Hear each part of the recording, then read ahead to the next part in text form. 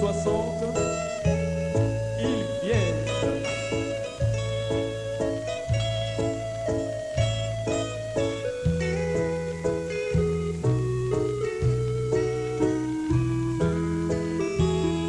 Ils viennent de l'Est et d'Ouest, ils viennent de lointains pays, à la fête du roi, manger à sa table, aucun pèlerin béni,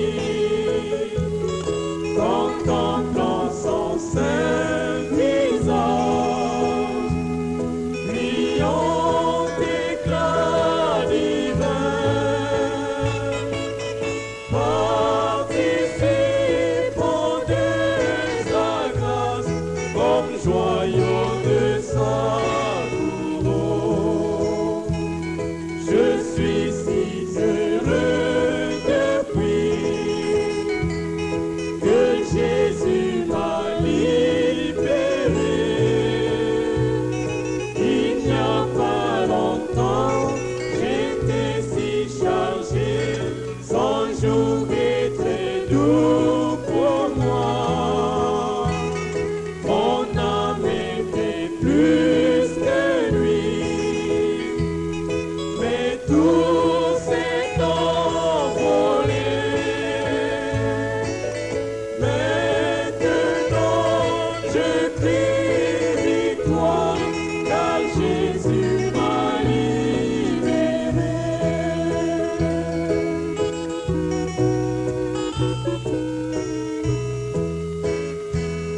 Je regarde le monde blanc, devant se tiennent les sauvés. Maintenant plus de larmes, ni chagrin connu, ni mort dans ce bon pays. Mon sauveur m'a précédé, me préparant la voie. Bientôt nous serons ensemble dans le temps ou l'éternité. Je suis si heureux depuis que Jésus m'a libéré. Il n'y a pas longtemps, j'étais si chargé, son jour était doux pour moi. Mon âme était plus que lui, mais tout s'est envolé. Maintenant je crie victoire, car Jésus m'a libéré.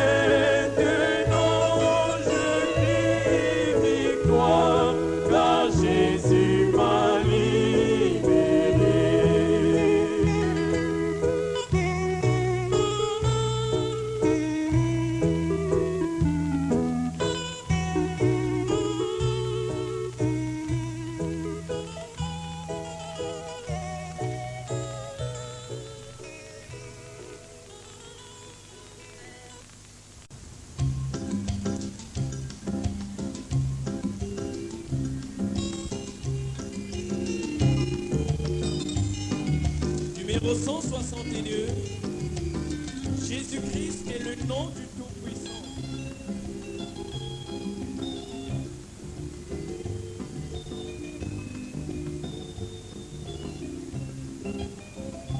Jésus-Christ est le nom du Tout-Puissant.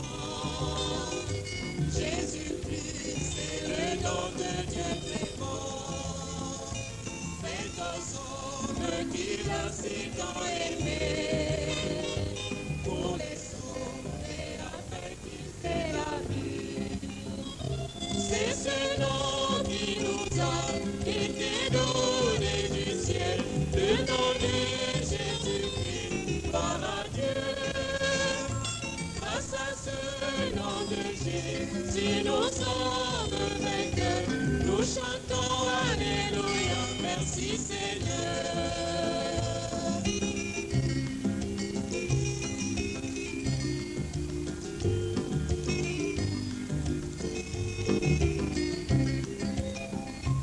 Je ne connaissais pas le nom de Dieu. J'adorais les dieux qui n'ont pas de vie. Maintenant, celui qui nous a créés, je le connais, il s'appelle Jésus. C'est lui-même qui s'élève, c'est le Fils, la parole. Par lui toutes choses ont été créées.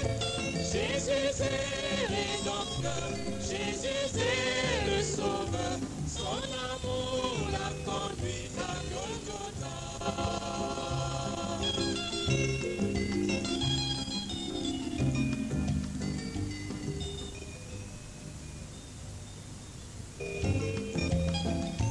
Longtemps j'ai invoqué ces dieux étrangers, les louons et les glorifions toujours. Ainsi contre sa volonté je marchais, mais son amour si puissant m'a délivré.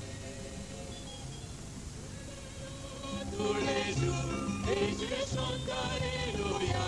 Jésus-Christ est mon Dieu, mon sauveur. Il m'a délivré du péché de la mort. Désormais j'ai la vie éternelle.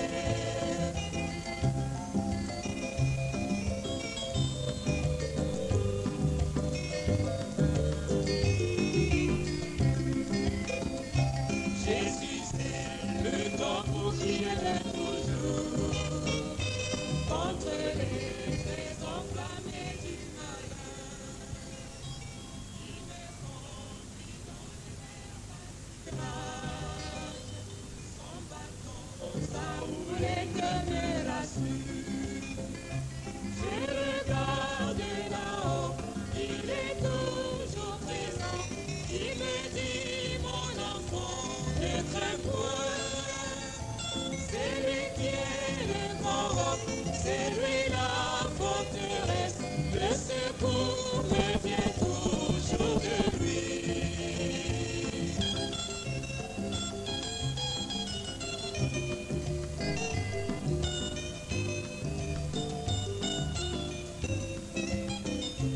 Il me prendra bientôt dans l'enlèvement. Jésus-Christ lui-même l'avait promis. Dans les airs, là je le rencontrerai. Nous irons à la table du festin. Ce sera merveilleux d'être avec Jésus-Christ. C'est lui le Dieu tout-puissant créateur. Je serai devant lui, me contemplant face à face. Oublie que je verrai sa gloire.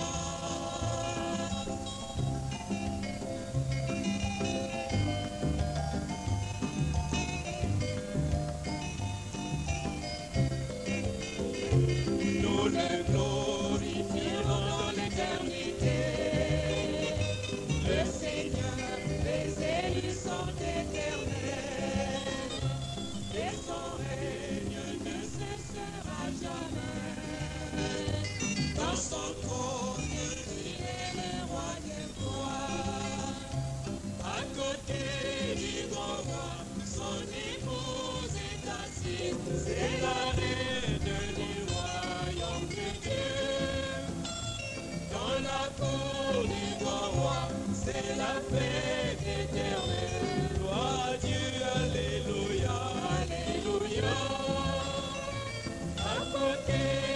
son roi, son épouse est assise, c'est l'arrêt du royaume de Dieu.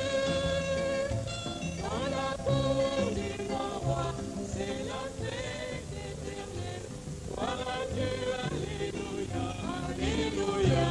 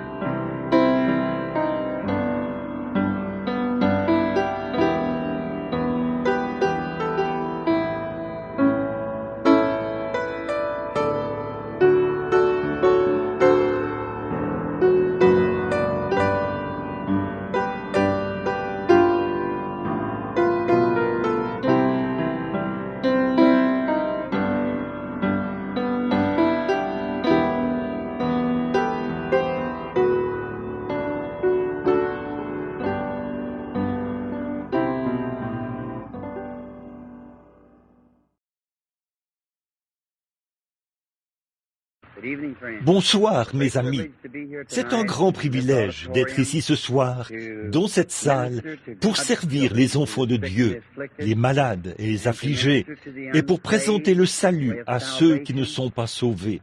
Nous sommes désolés que ce soit notre dernière soirée de cette campagne spéciale, de cette série de réunions, mais nous tenons vraiment à remercier chacun de vous, sans exception, pour votre merveilleuse collaboration, pour tout ce que vous avez fait pour nous. Vous nous avez exprimé votre foi et tout ce que vous avez fait. Nous en sommes reconnaissants du fond du cœur. Seule l'éternité vous fera voir à quel point nous en sommes reconnaissants.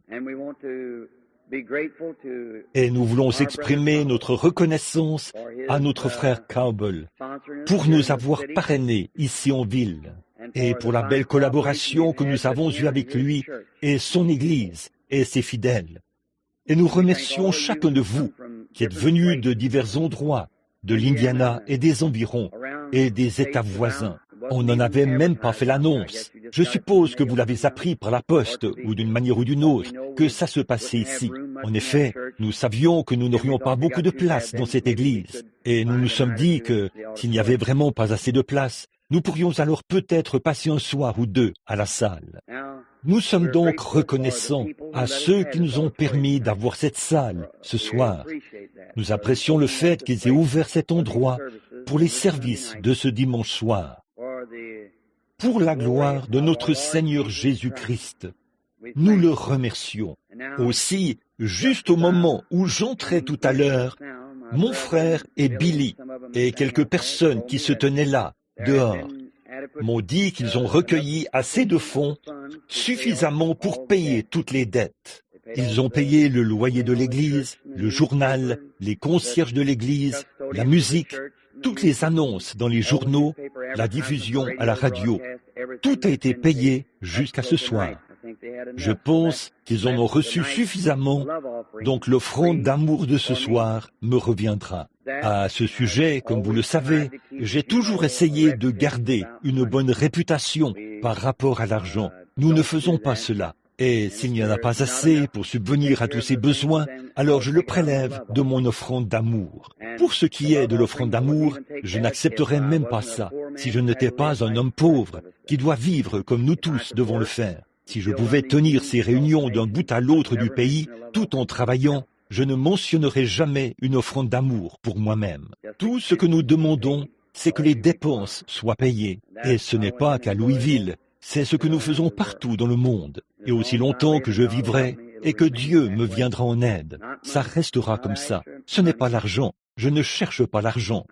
J'essaye d'amener les gens à croire au Seigneur Jésus-Christ pour leur salut et pour leur guérison.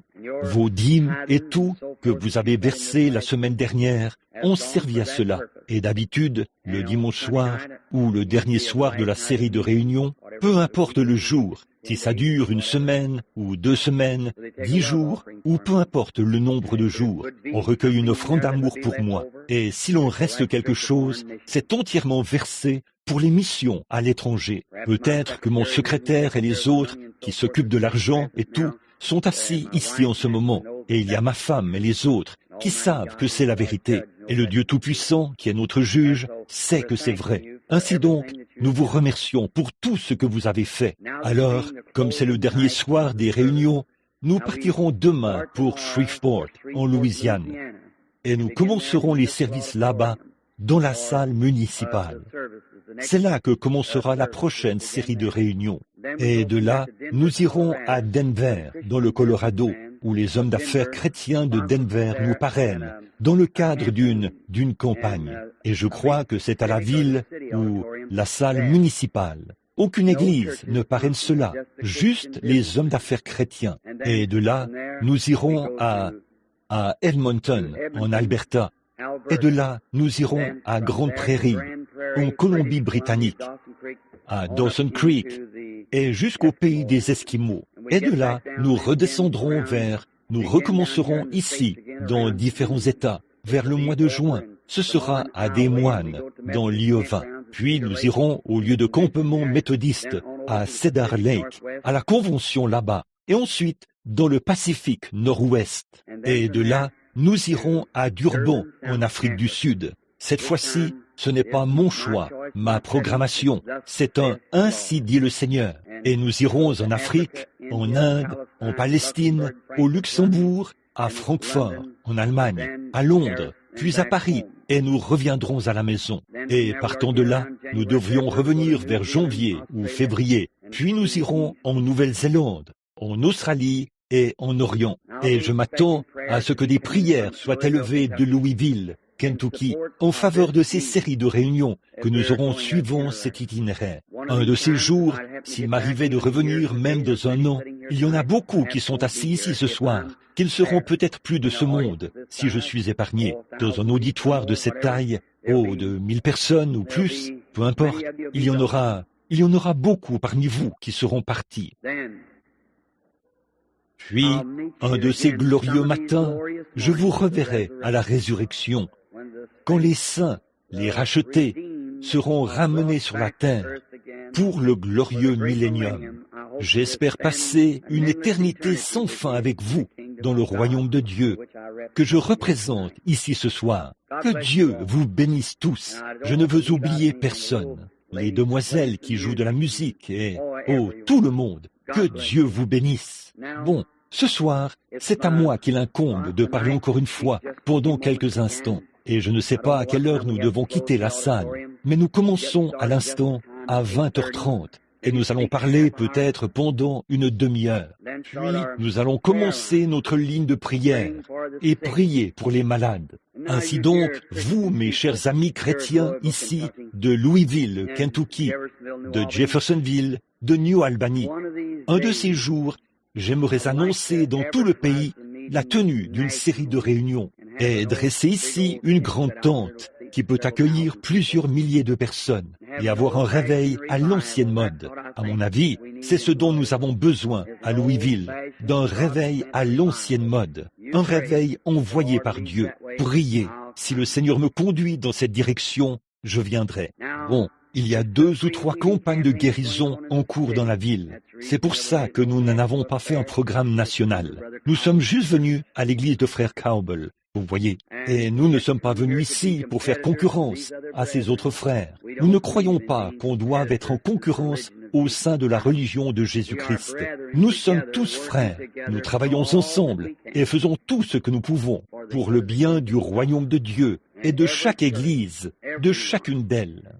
Il se peut que nous, les ministres, ayons des points de vue un peu différents, mais pas envers les gens. Nous continuons de croire que le sang de Jésus-Christ nous purifie de toute iniquité. Nous devenons des fils et des filles de Dieu en confessant nos péchés et en acceptant ce sang, quelle que soit l'église dont vous faites partie. Et nous croyons cela de tout notre cœur.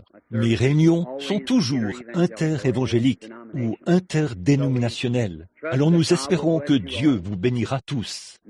Maintenant, lorsque nous visitons une ville ou un endroit, nous ne sommes pas là pour représenter la guérison divine. Nous ne présentons même pas la guérison divine. Nous présentons Jésus-Christ, le Fils de Dieu. Et quand on présente Jésus-Christ, on présente la guérison divine. En effet, ce sont les attributs de sa mort qui nous procurent le salut et la guérison de nos corps. Et aucun homme n'a en lui la puissance qui puisse guérir quelqu'un d'autre. La guérison a déjà été acquise au calvaire. Et la seule chose que nous pouvons faire, c'est de diriger l'homme où cet unique sacrifice entièrement suffisant a été offert par Jésus-Christ, le Fils de Dieu. Une fois là, nous ne faisons que regarder et vivre. Dieu a pourvu d'un moyen et nous l'acceptons. Un ministre ne pourrait pas sauver qui que ce soit. Il ne peut que prêcher l'Évangile s'il est loin du Saint-Esprit et diriger les gens vers l'endroit où ils ont été sauvés. Ils ont été sauvés il y a 1900 ans au Calvaire. Vous devez l'accepter comme votre sauveur personnel maintenant pour recevoir les bienfaits ou les dividendes de sa mort et profiter des attributs de ce pourquoi il est mort. Eh bien, c'est pareil pour la guérison divine. Il était blessé pour nos transgressions, brisé pour notre iniquité. Le châtiment qui nous donne la paix est tombé sur lui. C'est par ses meurtrissures que nous avons été guéris. Tout cela le même jour, par le même homme. Ils sont indissociables. Ils sont parallèles l'un à l'autre. Le sang qui coulait de son dos et celui qui coulait de ses blessures se sont mélangés et ont ruisselé sur ses pieds. Vous voyez, c'est ça. Le salut, la guérison, la paix, la satisfaction, la joie, tout ce dont nous avons besoin au cours de notre voyage terrestre a été pourvu au calvaire. Et Dieu prendra soin de tous ceux qui l'accepteront sur ses bases et qui le croiront de tout leur cœur. Là, Dieu a placé dans l'Église des docteurs, des apôtres, des prophètes, des dons de guérison et, toutes sortes de dons. Il les a placés dans l'Église pour le perfectionnement de l'Église, pour rassembler l'Église. Et maintenant, les jours ont passé depuis la première génération des apôtres. Ils avaient tous les 9 dons qui étaient à l'œuvre dans l'Église. À la 2e génération, ils ont commencé à se refroidir. À la 3e génération, presque tout avait disparu. Ensuite, il y a eu les 1500 ans de l'âge des ténèbres. Puis, il y a eu la réforme. Après la réforme, il y a eu la sanctification. Après la justification, il y a eu John Wesley qui prêchait la sanctification. C'est là qu'il y a eu Calvin, Knox et tous ceux qui sont apparus jusqu'à la Pentecôte. Des Nazaréens, cet âge-là. Et maintenant, nous avançons tout droit vers un autre grand âge qui vient pour l'enlèvement de l'Église. Et là, nous vivons au jour de la restauration des dons. Cela a chopé beaucoup de leurs grandes et belles églises. Cela a fait reculer les Nazaréens. Cela fait de beaucoup de pentecôtistes des fanatiques. Mais Dieu continue quand même à avancer, à apporter la foi de l'enlèvement à son Église. C'est vrai. Donc, ce soir, je représente cette foi-là. la foi qui était transmise aux saints une fois pour toutes, sous la forme d'un don divin. Et à mon avis, les dons et les appels, non pas à mon avis, mais la Bible dit que les dons et les appels sont sans repentir. Il n'y a rien que vous puissiez faire à ce sujet. Vous ne pouvez pas faire en sorte que vous ayez des yeux bleus alors que vous avez des yeux bruns. Vous êtes simplement ce que vous êtes par la grâce de Dieu. Vous ne pouvez même pas venir si Dieu ne vous appelle pas premièrement. Vous ne pouvez pas chercher Dieu si Dieu ne vous cherche pas premièrement. Et s'il ne vous appelle pas, nul ne peut venir à moi si mon Père ne l'attire. Donc, Dieu cherche. Dieu a placé dans l'Église. Et puis, depuis ma tendre enfance, je suis né ici, dans l'État du Kentucky. Des visions me viennent naturellement, comme manger ou quoi que ce soit d'autre. Ça vient simplement selon que Dieu le veut. Il les donne. Je fais simplement ce qu'il me dit de faire. J'ai certainement de nombreux critiques. Il y a beaucoup de gens qui ne croient pas à cela. Peu importe ce qui arriverait, ils n'y croiraient pas de toute façon. Je m'attends à voir ça. Et si je n'avais pas ça, je m'avancerais à un hôtel quelque part et je dirais, « Seigneur bien-aimé, qu'est-ce qui ne va pas chez moi ?» Car tous ceux qui vivent pieusement en Jésus-Christ seront persécutés. C'est vrai, nous devons subir cela. C'est vrai. Donc, Jésus l'a subi et il a dit, si lui qui pouvait se tenir devant son auditoire et savoir ce qui n'allait pas chez les gens et savoir s'ils étaient guéris ou pas, et quelqu'un l'a touché avec foi. Quand il s'est retourné, il a dit, qui m'a touché? Il a dit, ta foi t'a sauvé. Maintenant, ta perte de sang s'est arrêtée. Ta foi t'a guéri. Une fois, une femme est venue à lui, où il se tenait là où elle se trouvait, près d'un point d'eau, ou d'une source, d'un puits, du puits de Jacob. Une femme est venue, et il a échangé avec elle pendant quelques instants, jusqu'à ce qu'il trouve son problème. Il a dit, va chercher ton mari. Elle a dit, je n'en ai pas. Il a dit, c'est vrai, tu en as 5. Quand il était ici, il savait où se trouvait un poisson qui avait une pièce de monnaie dans la bouche. Il savait où se trouvaient de mulets attelés au carrefour. Et il savait à quel endroit un homme porterait une cruche. Il savait beaucoup de choses. Il connaissait Philippe quand il est venu à lui. Il savait qu'avant de venir, il avait prié sous un arbre. Il savait qu'il était un homme bon et juste. Mais il a dit, d'après ses propres paroles, « Je ne peux rien faire de moi-même, tant que le Père ne m'a pas montré ce qu'il faut faire. » Que tous ceux qui croient cette écriture disent « Amen ». C'est ça, Jean 5, 19. Il est passé près d'une grande foule. Il y avait 2 ou 3 000 personnes là, des infirmes, des déformés, des estropiés, des boiteux, des aveugles, des paralytiques. Bien qu'il était plein d'amour et de compassion, il est passé à côté de tous ces gens. Il a guéri un homme qui avait un genre de petite maladie. Oh, je ne sais pas. Il se peut qu'il ait juste été sujet à de mauvais rhumes. Pour autant que je sache. Ça, il en souffrait depuis 38 ans. Ça n'allait pas lui faire du mal ou le tuer. Ça faisait longtemps qu'il en souffrait. Il a guéri cet homme et est parti, laissant cette foule couchée là. Et lorsqu'on lui a posé la question, il a dit, « Je ne peux rien faire de moi-même. Je ne fais que ce que je vois faire au Père. » Or, parfois, les gens voulaient qu'il fasse le bouffon avec cela. Quand ils voyaient qu'il avait cette puissance, ils le lui demandaient. Hérode a dit, « Fais un miracle pour moi, que je te vois faire quelque chose. » Et il lui a demandé de parler pour sa défense. Il s'est tenu là, comme muet devant ceux qui le tondaient, comme une brebis muette devant ceux qui la tondent. Un jour, ils lui ont entouré la tête d'un morceau d'étoffe. Un groupe de soldats qui critiquaient, et ils l'ont frappé sur la tête, et ont dit, « Eh bien, si tu es prophète, si tu sais toutes ces choses, et ainsi de suite, dis-nous qui t'a frappé. Fais un miracle pour nous. » Quand Satan l'a rencontré la première fois, Satan a dit, « Maintenant, si tu fais un miracle pour moi, je croirai que tu es le Fils de Dieu. Change ces pierres en pain, que je te vois le faire. » Jésus lui a simplement cité l'Écriture. En fait, chaque fois, Satan voulait le voir faire un miracle. Les gens qui sont possédés par Satan veulent le voir. Fais quelque chose pour moi, que je te vois guérir celui-ci. Laisse-moi te faire une égratignure sur la main. Si tu la guéris, je te croirai. Voilà, c'est ça. Le même mauvais esprit qui a dit, « Descends de la croix maintenant, et nous te croirons. Tes mains sont clouées là-haut. Tu appelles Élie, qu'on le voit te délivrer maintenant. Si tu as trouvé tant de grâce devant lui, devant Dieu, qu'on le voit te délivrer. Descends de la croix, et nous te croirons. Fais un miracle devant nous. » Les miracles ont toujours déconcerté l'incroyant. Mais n'empêche que notre Père Céleste est tout de même un Dieu qui opère des miracles. C'est tout. Partout où il a toujours été, quel qu'ait été son ministère, partout où il a envoyé ses ministres, il y a eu des signes, des prodiges et des miracles. Maintenant, que le Seigneur vous bénisse, alors que je lis un passage de l'Écriture ici pendant quelques instants. Puis, nous allons commencer le service et passer ensuite directement au service de guérison. Maintenant, regardez, Jésus, quand il était ici sur terre, il a dit, « Voici, vous ferez, vous aussi, les choses que je fais. Vous en ferez davantage, ou de plus grandes, car je m'en vais à mon Père. » Encore un peu de temps, je cite Jésus, encore un peu de temps, et le monde ne me verra plus. Mais vous, vous me verrez, car je serai avec vous et même en vous jusqu'à la fin du monde. Jésus-Christ, le même hier, aujourd'hui et éternellement. Combien de chrétiens ici présents ce soir croient de tout leur cœur que Jésus-Christ est ressuscité des morts et qu'il est vivant ce soir?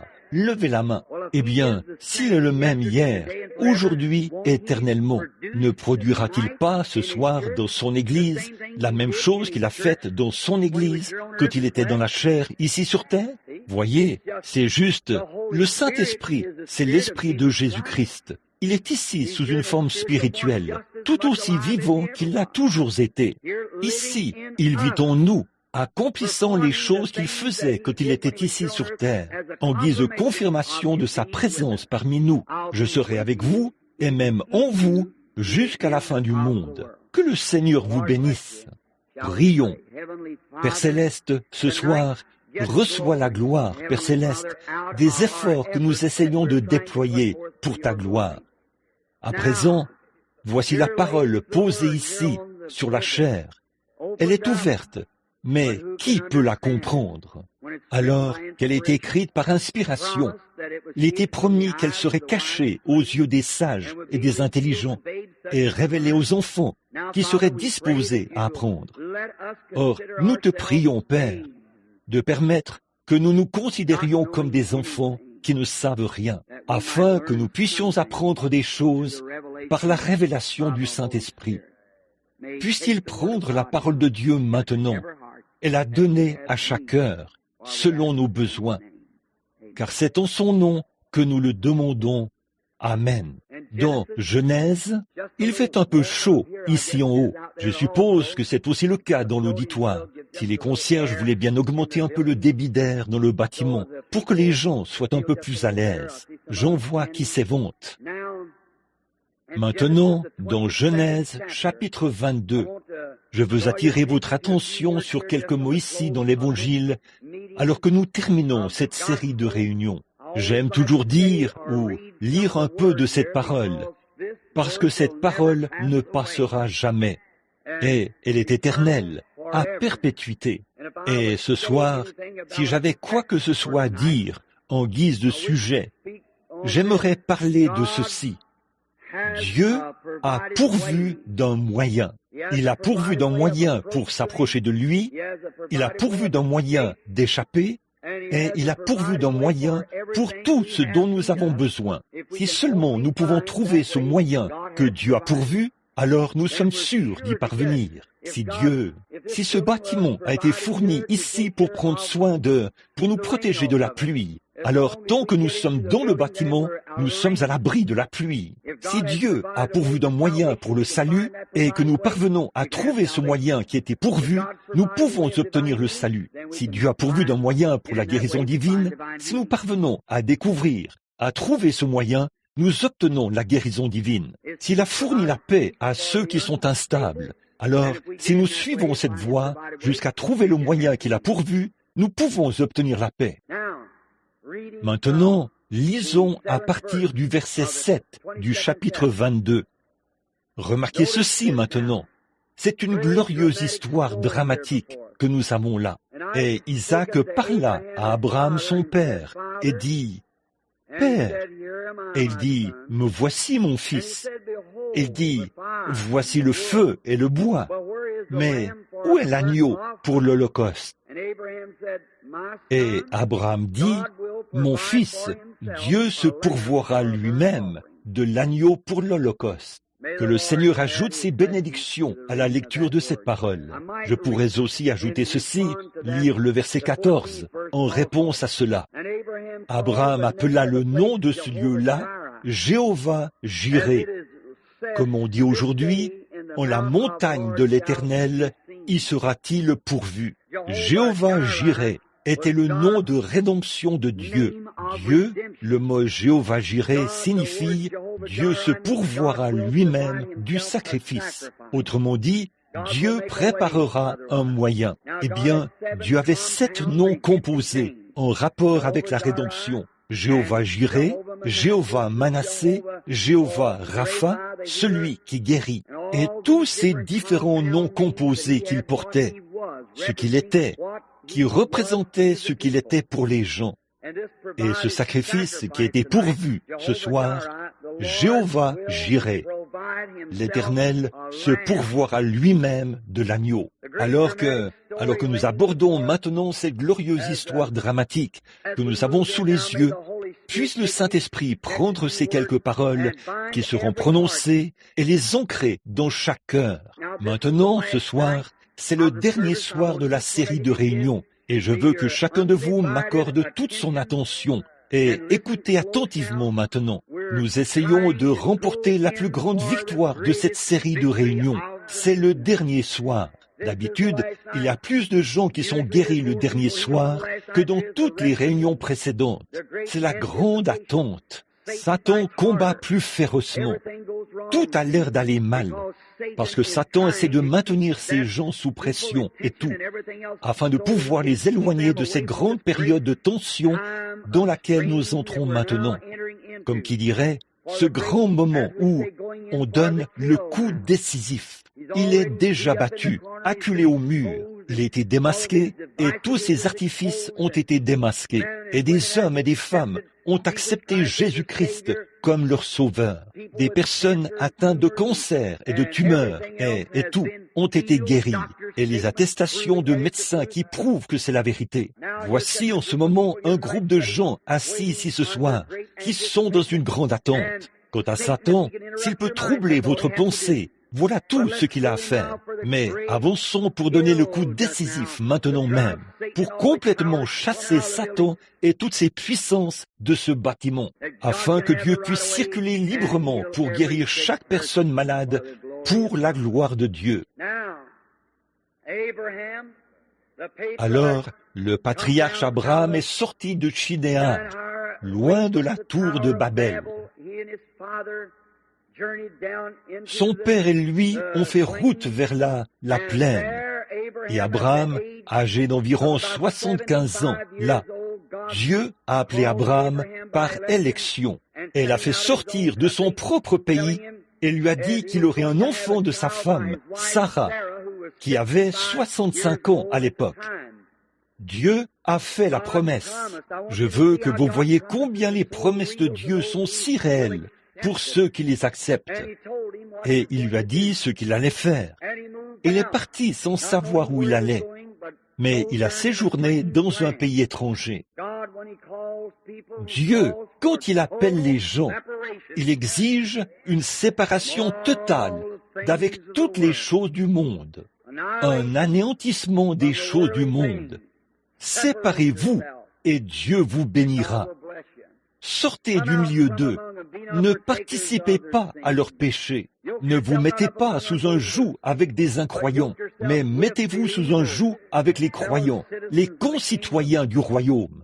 Et Abraham a dû prendre sa femme et quitter le pays. Mais par la foi, il a cru Dieu. On ne saurait trouver une explication logique à cela. Il n'y a aucun moyen d'expliquer comment cela aurait pu être possible pour lui, que cette femme qui avait vécu avec lui depuis qu'elle était une jeune fille, et que tous les deux étaient jeunes et en bonne santé, pendant tout ce temps, jusqu'à ce qu'elle ait 40, 50, 60 ans, qu'elle avait probablement passé la ménopause, depuis 25 ans. Et là, Dieu disait, « Tu auras un enfant de cette femme. » Et Abraham a cru Dieu, contre toute logique, contre toute recherche scientifique, même aujourd'hui. Comment une femme de 65 ans pourrait-elle avoir un enfant? Mais Dieu a dit qu'elle l'aurait, et Abraham a cru cela. Alors, il est parti sans savoir où il allait. Et finalement, quand Sarah avait presque 100 ans, Abraham continuait de croire. Je veux que vous voyiez cela. Il continuait de croire que Dieu allait tenir sa promesse. Il avait tout préparé pour accueillir l'enfant.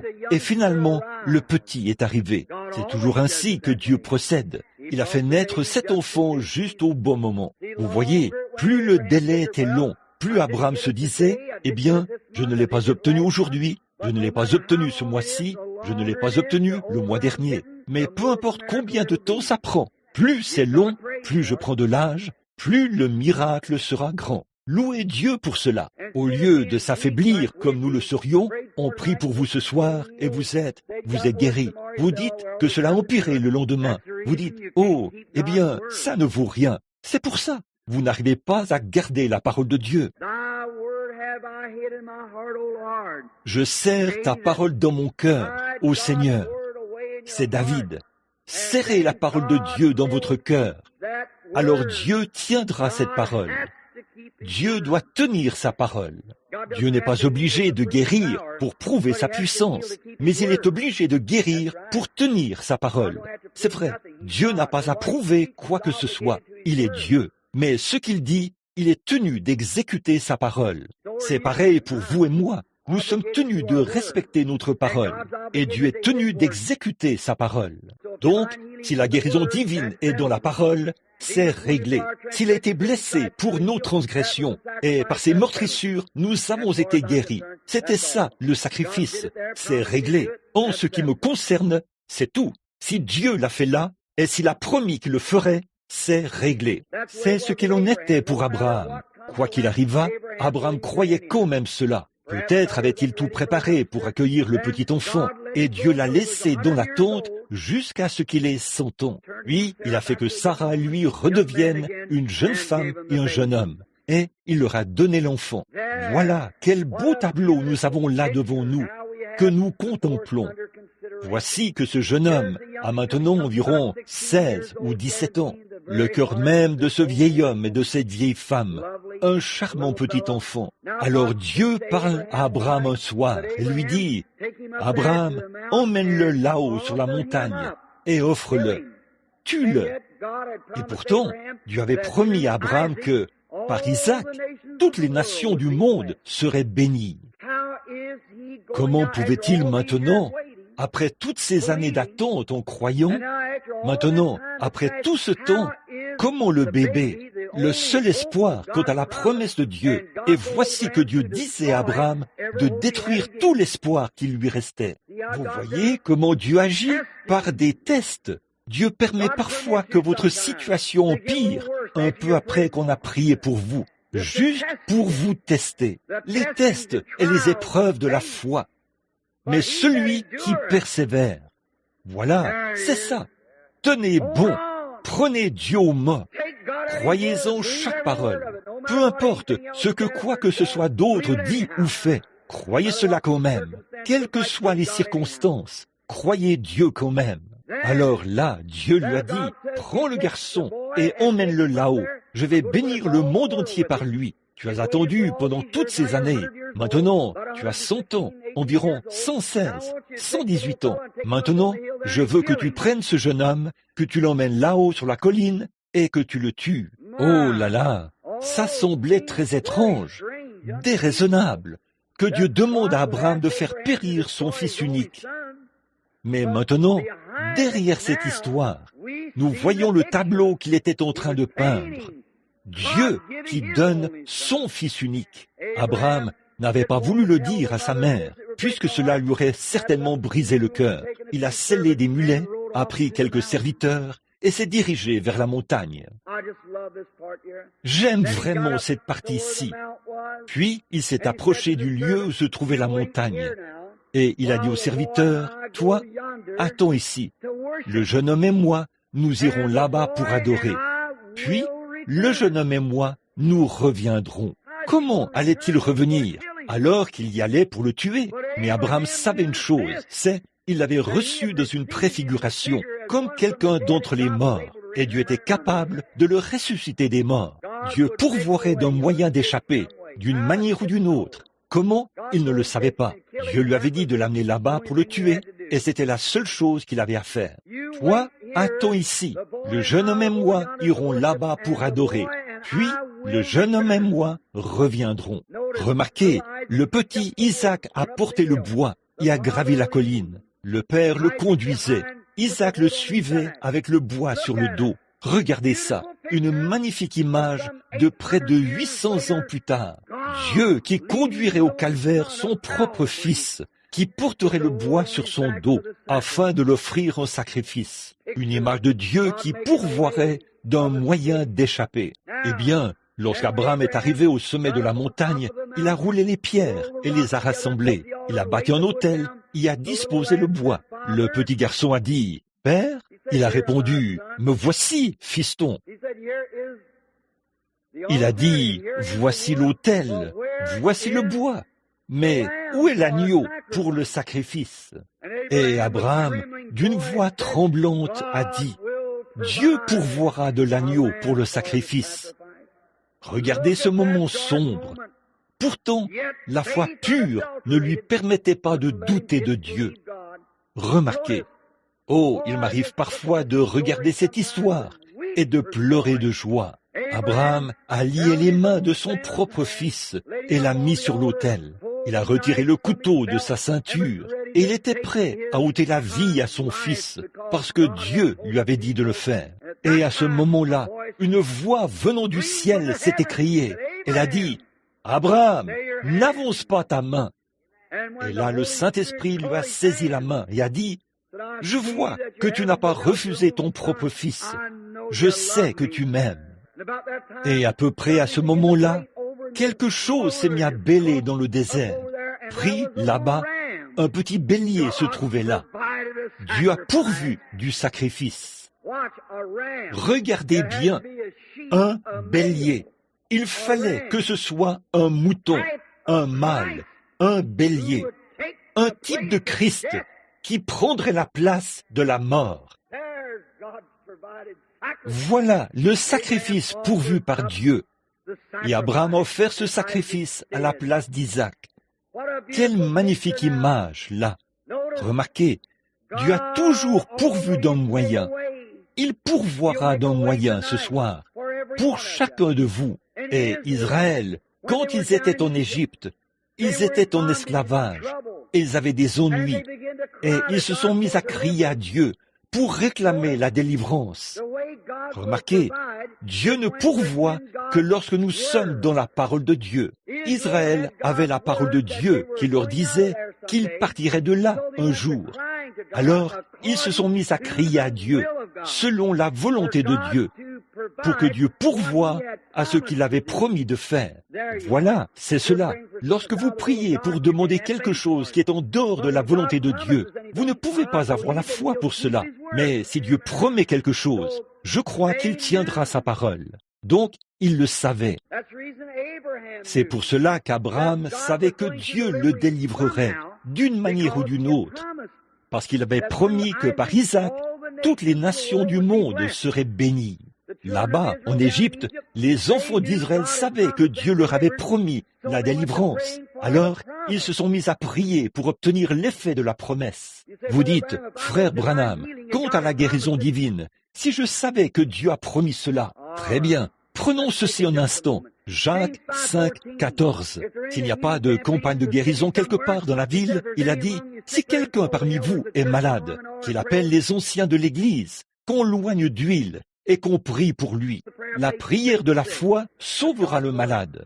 C'est la parole de Dieu, le moyen pourvu par Dieu. C'est vrai.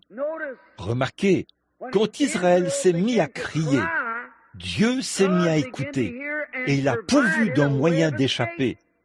Il leur a envoyé Moïse. Comme c'était étrange, après avoir réclamé la délivrance à grands cris, quand la délivrance leur a été apportée, ils ne l'ont pas reconnue. Ils l'ont refusé. Et ils ont dû souffrir encore 40 ans. N'est-ce pas là un exemple typique d'aujourd'hui? Dieu vous apporte quelque chose et vous en avez peur. Dieu vous a envoyé le Saint-Esprit.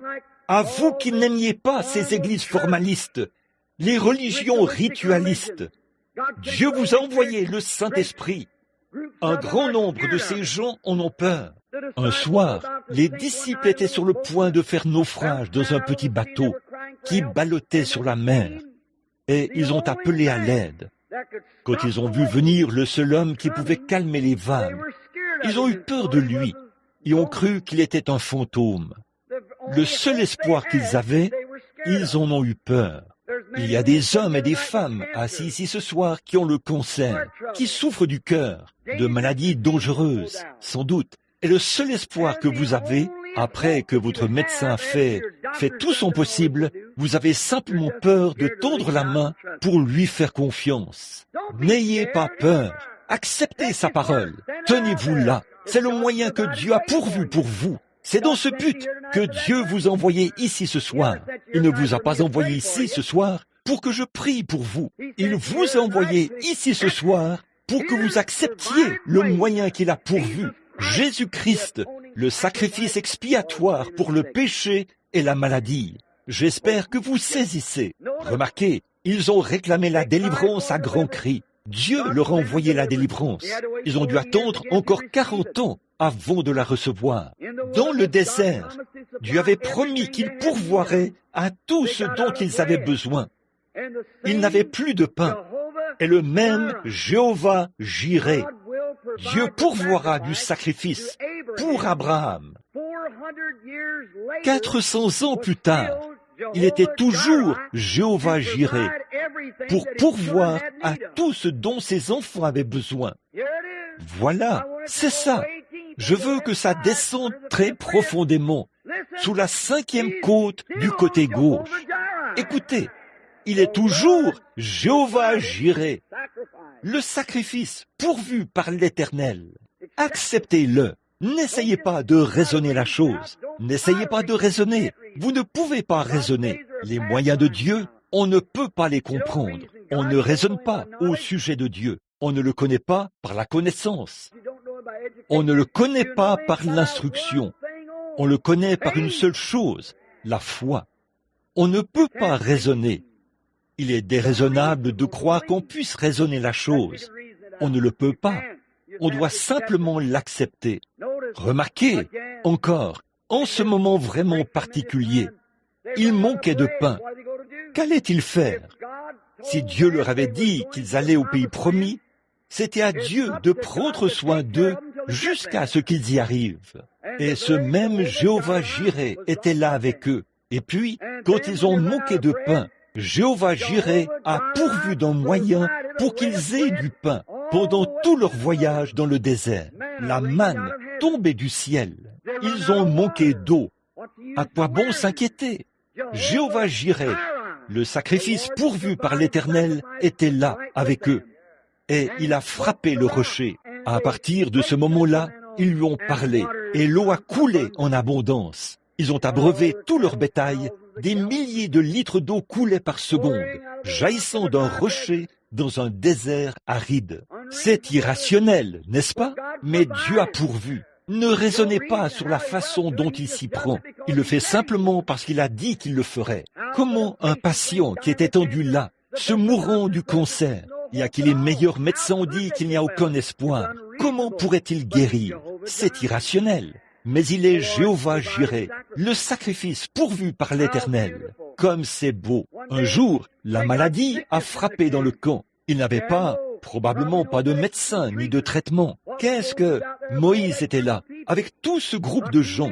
Ils étaient environ 2 millions, vieux et jeunes, des malades et tout. Quand ils sont sortis du désert, il n'y avait pas un seul infirme parmi eux. Mais là, remarquez, quand ils ont péché pendant qu'ils étaient dans le désert et que les serpents se sont mis à les mordre, ils ne pouvaient rien faire. Et Dieu, lorsque Moïse lui a parlé, il a pourvu d'une expiation. Il a dit à Moïse, va chercher un morceau d'airain, fais-en un serpent et place-le sur une perche. Il arrivera que quiconque regardera ce serpent se rétablira. C'est encore un beau type. L'airain, le serpent lui-même, signifiait le péché déjà jugé en Éden. Il avait déjà été jugé lorsque Dieu avait prononcé le jugement contre le serpent. L'airain représente le jugement divin sur l'autel d'airain où les corps des animaux étaient brûlés, après que le sang avait été prélevé tous les jours à 9 heures, à midi et à 15 heures. Des litres de sang étaient répandus sur cet autel, au-dessus des corps des animaux morts, et de la fumée noire s'élevait. Chaque juif en Palestine se prosternait et levait les mains au ciel. Et au fur et à mesure que cette fumée montait, ses prières l'accompagnaient. Très bien, le jugement divin, les corps brûlés sur un autel d'airain, exactement comme en Israël, quand Akab avait fait pécher Israël. Élie est allé scruter les cieux. 3 ans et 6 mois s'étaient écoulés sans pluie. Il a dit, ça ressemble à de l'airain, le jugement divin. Dans Apocalypse, quand ils ont vu Jésus, dans Apocalypse 1, ses pieds ressemblaient à de l'airain, le jugement divin. Le serpent représentait le jugement divin pour apaiser Dieu. Ces jugements sont divins. Et puis, la perche représentait la croix, et le serpent représentait Jésus, le bien-aimé Seigneur Jésus. Il est descendu et a été fait péché. Dieu lui-même s'est révélé dans un corps rendu semblable à une chair de péché, pour ôter du monde la maladie et le péché. Comme c'est beau! Et là, il a pourvu d'un moyen. Jésus a dit, de même que Moïse éleva le serpent d'airain dans le désert, il faut que le Fils de l'homme soit élevé. Maintenant, pourquoi le serpent d'airain était-il élevé? Pour plus d'une raison.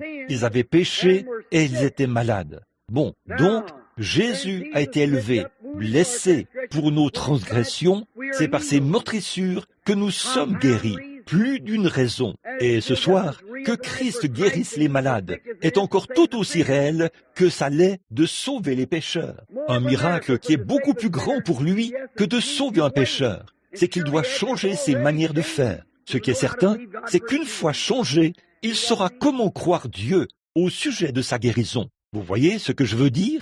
Rapidement, un autre beau type qui me vient à l'esprit, c'est dans le livre de Ruth. Beaucoup d'entre vous survolent ce livre sans réfléchir. Vous ne réfléchissez pas à ce que cela signifie. Dans tout l'Ancien Testament, c'est l'une des plus belles histoires qui présente un type de Christ. Dans le premier chapitre du livre de Ruth, Naomi, le mot Naomi signifie agréable. Elle, son mari et ses 2 fils ont quitté la Palestine, un type de l'Église. Ils ont quitté la Palestine et sont allés au pays de Moab. Et là, ils se sont installés hors de leur patrie. C'est le symbole de la rétrogradation, comme Israël l'a fait. Tout Juif qui quittait la Palestine était en dehors de la volonté du Seigneur. Dieu avait donné la Palestine aux Juifs, et il leur avait dit, demeurez-y. Et Ruth est sortie, ou, non pas Ruth, mais Naomi. Puis ses 2 fils se sont mariés, et tous les hommes sont morts, son mari et ses 2 fils. Elle a entrepris de retourner chez elle. Ses belles-filles ont fait un bout du chemin avec elle. L'une d'elles a levé les yeux et a considéré sa patrie. Elle est repartie. Mais Ruth, la Moabite, elle a refusé de retourner. Elle aimait sa belle-mère. Elle a dit, retournez vers votre peuple, je suis vieille. Et même si j'avais d'autres enfants, eh bien, vous connaissez les lois, comment les choses se faisaient à cette époque-là, vous qui étudiez la Bible. Elle a dit, si j'avais un enfant, vous seriez trop vieille pour lui quand il aurait grandi. Donc, retournez et vous pourrez vous remarier. Oh, j'aime ça. Naomi, là, le type de l'Église juive. Ruth, le type de l'Église des nations. Remarquez, voici qu'elle revient maintenant. Voyez, Ruth, qui était une femme des nations, une adoratrice païenne, a regardé en arrière et a dit, « J'irai avec toi. Où tu vivras, je vivrai. Où tu mourras, je mourrai. Où tu seras enterré, je serai enterré. Ton Dieu sera mon Dieu. » Ça, c'est l'Église des nations qui accepte le salut par Jésus-Christ, notre Seigneur. Remarquez, quelle belle image. Là, j'aurais aimé qu'on ait du temps. Le chapitre 2 du livre de Ruth révèle le moment de son retour, quand elle est revenue. C'était tout juste au moment de la moisson, de la saison des orges. Et quand elle a vu, quand ses yeux ont vu sa patrie, elle a pleuré. Je désire ardemment entrer en Palestine. Vous voyez, ces personnes pleuraient en voyant leur patrie. Ces Juifs affluent en Palestine par milliers. C'est le calendrier du jour, frère. Je vous le dis, nous vivons au bout du chemin. Je ne serais pas du tout surpris que beaucoup de ceux qui sont assis ici et qui sont âgés voient ce temps où il ne restera pas pierre sur pierre à Louisville, dans le Kentucky. Ce sera peut-être dans un an. Je ne sais pas. Ne dites pas que j'ai dit dans un an. Je ne sais pas. Personne ne le sait. Mais nous sommes au bout du chemin. Ça, je le sais.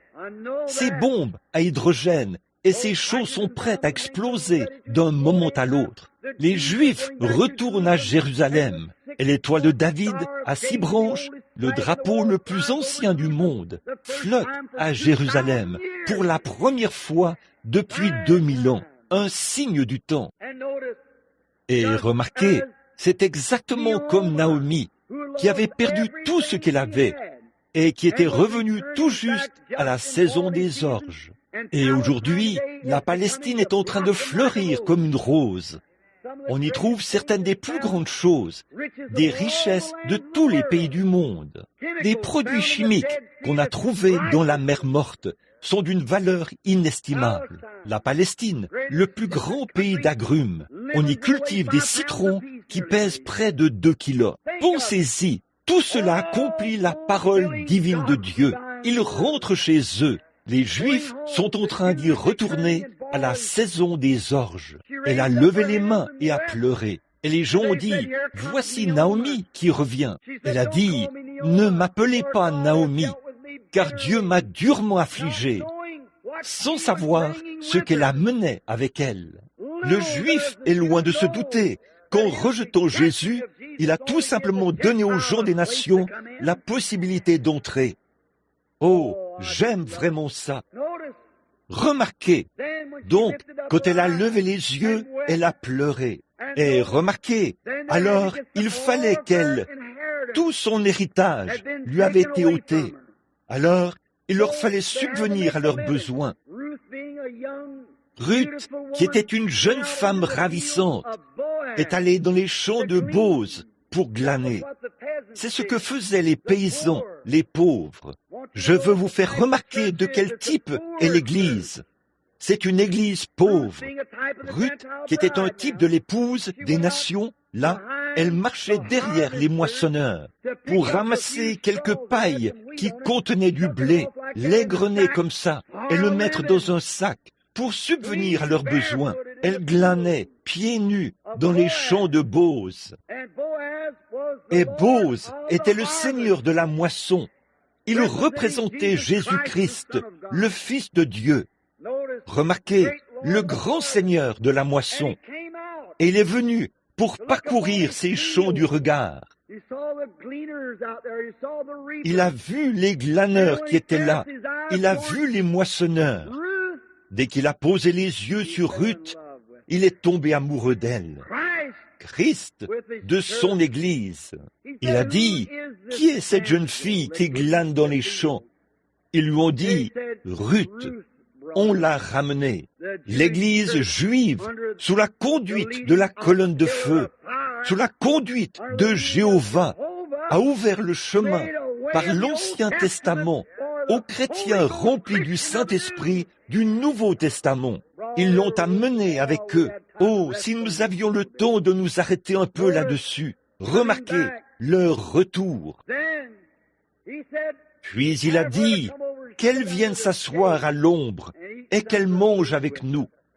Oh, si nous avions le temps d'insister là-dessus. Remarquez, par la suite, Bose l'a observée et a vu qu'elle était une femme vertueuse. Ça, c'était certainement la sainteté. Alors, il a fait le tour pour donner des instructions à tous les moissonneurs. Il leur a dit, « Bon, quant à vous, lorsque cette jeune fille marchera derrière vous, sans qu'elle le sache, il a dit, mais là, lorsqu'elle sera derrière vous, de temps en temps, laissez tomber une poignée supplémentaire pour qu'elle puisse la ramasser. Oh là là! Allez, ça et là, tenir une petite réunion par ici, puis une réunion de prière dans un foyer, se faire ridiculiser, être tourné en dérision par les autres moissonneurs, ramasser une paille ça et là, et l'égrener, avoir une petite bénédiction ici, et rouler sur une distance de 80 km pour en avoir une autre. Mais je suis si reconnaissant d'avoir une grosse poignée de gens, de temps en temps. La petite église, née de nouveau, qu'on trouve dans un réveil à l'ancienne mode. Une poignée. Lorsqu'elle ramassait cela, je suppose, elle a dit « Que le Seigneur soit béni ». Elle les égrenait. Et le soir, elle en avait un sac plein. Boaz, qui représentait Christ, s'est rapidement rendu à la ville. Il ne voulait pas que cette jeune fille lui échappe. Il a dit « À qui appartient-elle » On lui a dit « À Naomi ». Et l'Église juive orthodoxe a donné naissance à l'Église des nations. C'est vrai. Il a dit, qui est-elle? On lui a dit, elle appartient à Naomi. Alors elle va. Puis il s'en va. Il dit, maintenant, il me faut racheter tout ce qu'elle possède. Or, selon la loi de la rédemption, dans l'Ancien Testament, il fallait que ce soit fait par un parent rédempteur. Selon l'exigence de la loi, ce n'est pas n'importe qui pouvait racheter des biens perdus. Mais il fallait que ce soit un parent. En plus, il fallait que ce soit quelqu'un qui avait les moyens de la racheter, qu'il soit suffisamment digne pour la racheter, qu'il en ait la capacité financière. Comme c'est beau! Oh là là! Christ, digne, doublement digne. Le roi du ciel, qui voit la petite église remplie du Saint-Esprit et qui laisse tomber une petite poignée de temps en temps. Remarquez, le seul moyen pour Dieu de racheter, c'était que Dieu descende et devienne notre parent. Dieu était esprit. Dieu est descendu et s'est fait chair. Dieu était en Christ, réconciliant le monde avec lui-même.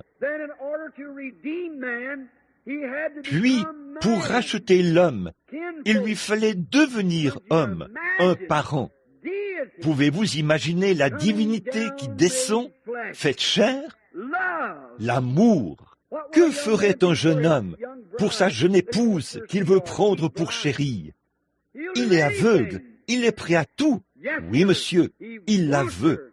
Rien ne peut l'arrêter. Il est déterminé à la voir. C'est ce que Dieu a fait quand il a vu l'Église. Il l'a aimée. Rien ne pouvait l'arrêter. Il était prêt à donner sa vie et Dieu est descendu dans un corps de chair. Digne, le roi du ciel, s'est fait parent. Alors, Dieu, après qu'il est venu dans la chair, en Jésus-Christ, il est devenu un parent rédempteur. Observez Boaz. Là, avant qu'il puisse la voir, il a dû demander s'il y avait quelqu'un, un proche parent, qui pouvait prendre cela, l'apprendre. Ainsi, personne ne pouvait le faire. Alors, il a dû rendre un témoignage public devant Israël pour faire savoir qu'il avait racheté Naomi. Et il a racheté Naomi afin d'obtenir Ruth. Oh là là! Il est venu chez les siens et les siens ne l'ont pas reçu. Mais il fallait qu'il rachète Naomi afin d'obtenir Ruth. Voyez, oh, quelle belle image! Dites-moi que la parole de Dieu n'est pas inspirée. Chaque parcelle de cela parle de la venue. Et entre-temps, Ruth attendait. Et Boaz, le roi de la moisson, ou le seigneur de la moisson, est allé hors des portes a appelé tous les anciens de la ville et a rendu un témoignage public hors de la porte. Il a dit, « Vous tous, observez bien ceci. » Il a ôté son soulier. Il l'a enlevé devant eux en guise de témoignage.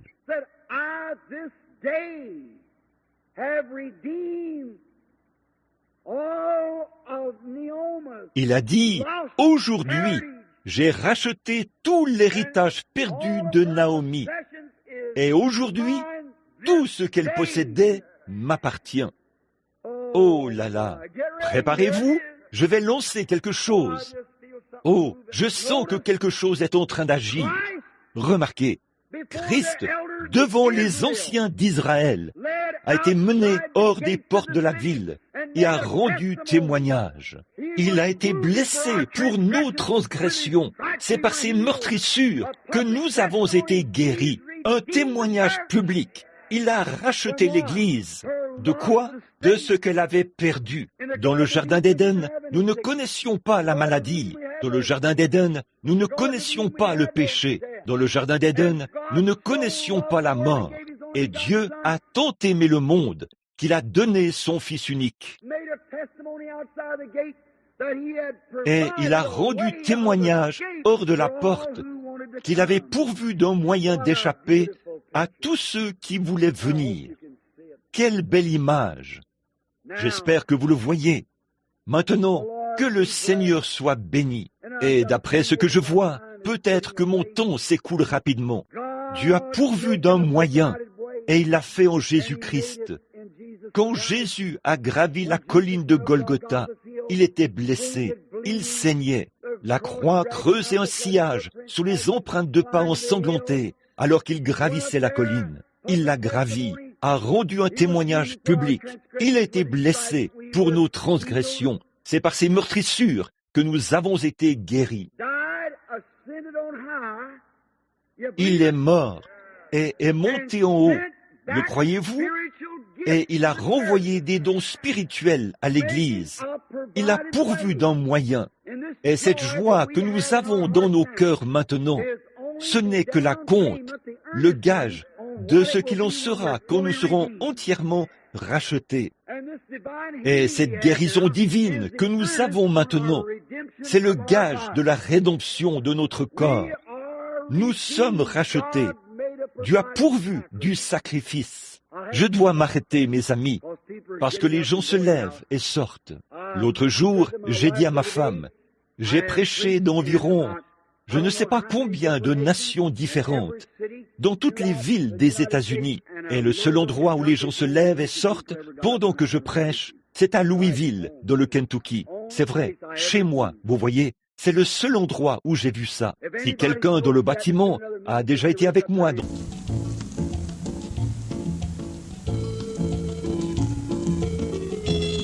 Cantique numéro 155. Jésus-Christ m'a libéré.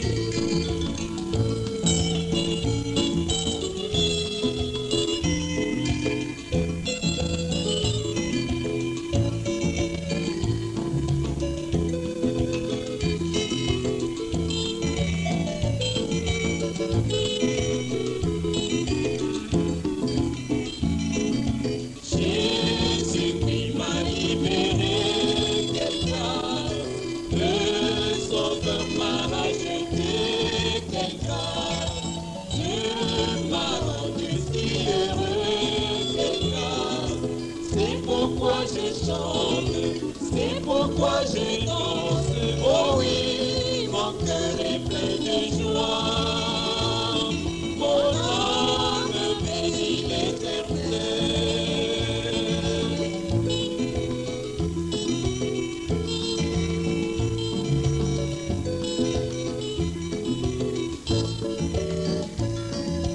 Dans son amour, Jésus m'a donné sa vie qui ne finira